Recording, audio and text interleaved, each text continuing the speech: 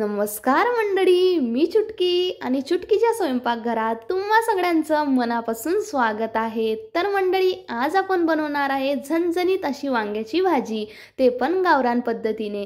तर इथे बघू शकता मंडळी, मी 1 पाव वांगी घेतलेली आहे आणि हे वांगे फ्रेश आहे मंडळी। तुम्ही सुद्धा फ्रेश वांगेच यूज करा मसाल्याचे वांगे बनवण्यासाठी। त्यासाठी मी ते लसण आणि खोबऱ्याचा कीस, शेंगदाणे, टमाटर आणि थोडासा आपल्याला कांदा घ्यायचा आहे। तर बघू शकता मंडळी, मी वांग्यांना छान असं स्वच्छ धुवून घेतलेलं आहे, कारण की आपण मार्केटमधून आणतो तर त्यावर पाणी मारलेलं राहते किंवा काही लागून असते। त्यामुळे आपल्याला सर्वात आधी वांगे धुण्याची प्रोसेस कंप्लीट करायची आहे आणि त्यानंतरच आपल्याला वांगे कापायचे आहे। तर इथे असे आपल्याला 4 भाग करून वांगे कापून घ्यायचे आहे। फक्त देठाच्या वरचा जो भाग राहतो तोच आपल्याला कट करायचा आहे आणि बाकीचा भाग तसाच राहू द्यायचा आहे। तर बघू शकता मंडळी, इथे मी अशा प्रकारे वांगे कापून घेणार आहे आणि वांगे कापताबरोबरच आपल्याला पाण्यात टाकायचे आहे, कारण की मंडळी तुम्ही जर असेच वांग्याला ठेवणार तर काळे पडणार वांगे आणि छान सुद्धा दिसणार नाही। त्यामुळे आपल्याला वांगे पाण्यात टाकायचे आहे आणि वांगे काळे पडू नये म्हणून त्यासाठी मी ते अर्धा चम्मच मीठाचा यूज करत आहे। मी यात मीठ टाकून घेतलं, जेणे की माझा मसाला भाजेपर्यंत पूर्ण प्रोसेस कंप्लीट होईपर्यंत माझे वांगे तसेच राहणार पांढरेस। तर त्यामुळे मी वांग्यात मीठ टाकून घेतलेला आहे। तुम्हाला सुद्धा ही टिप्स यूज करायची आहे। तर मंडळी, इथे मी एक तवा ठेवलेला आहे, त्यावर 1 चम्मच तेल टाकलं आणि त्यानंतरच मी इथे खोबऱ्याचा कीस सुद्धा टाकून घेतलेला आहे। तर मंडळी, तुम्ही जर माझ्या चॅनलवर नवीन असाल तर नक्की सबस्क्राईब करा बरं। आता बघा, इथे खोबऱ्याचा कीस झाल्यानंतर आपल्याला शेंगदाणे भाजायचे आहे। शेंगदाणे भाजून घ्या मस्त छान असे थोडेसे काळपट होईपर्यंत आणि त्यानंतर आपण कांदा भाजूया।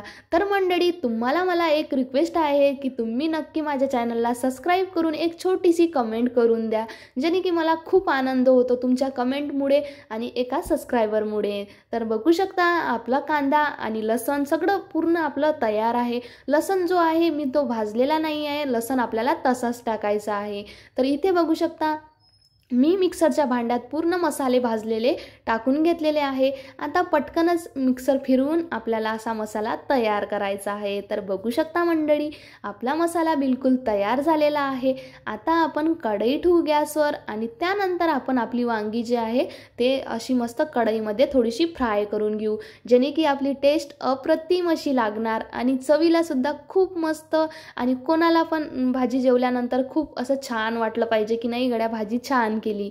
तर काय आहे ना मंडळी, आपण कोणती पण भाजी बनवू, पण वांग्याची भाजी बनवल्यानंतर एक वेगळाच आनंद राहतो आणि खूप छान लागते वांग्याची भाजी। आपण दुसरी कोणतीही भाजी बनवली तरी वांग्याची भाजी कोणतीच भाजी सर करू नाही शकत वांग्याच्या भाजीची, कारण की वांग्याची भाजी ही महाराष्ट्रीयन फेमस भाजी आहे, त्यामुळे आपल्याला आवडते। तर बघा मंडळी, इथे मी त्याच तेलामध्ये आपला जो मसाला आपण बनवून तयार केलेला होता तो सुद्धा यामध्ये मी टाकून दिलेला आहे। तर तुम्ही बघू शकता, मसाल्याला आपल्याला छान असं होऊ द्यायचं आहे। तर आता मी हा मसाला अर्धाच होऊ दिला आहे आणि त्यानंतर मी यात सगळे मसाले ॲड करून घेणार आहे। तर तुम्ही बघू शकता मंडळी, सगळ्यात आधी मी इथे तिखट टाकणार आहे। हे तिखट आम्ही घरी बनवलेलं आहे आणि त्यामध्ये सगळे मसाले टाकलेले आहे। तर आता इथे बघू शकता, धनिया पावडर सुद्धा मी टाकून दिलं आणि थोडीशी हळद सुद्धा टाका आणि त्यानंतर गरम मसाला टाका। तर मंडळी, तुम्ही म्हणणार की मोहरी जिरं का नाही टाकलं तू, तर आम्ही जे घरी मसाले बनवलेले आहे त्यात सगळं आम्ही भाजून टाकलेलं आहे, त्यामुळे इथे आम्हाला टाकायचं काम नाही।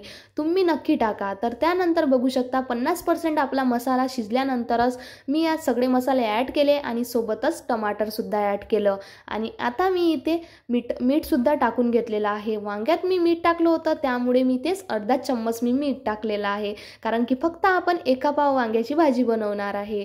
तर बघू शकता, कढीपत्ता सुद्धा टाकून घ्या। तर आता आपल्याला यावर झाकण ठेवून 5 ते 6 मिनिट होऊ द्यायचं आहे, कारण की जोपर्यंत तेल असं बाहेर निघत नाही मसाल्याच्या तोपर्यंत आपला मसाला शिजला नाही असं समजायचं।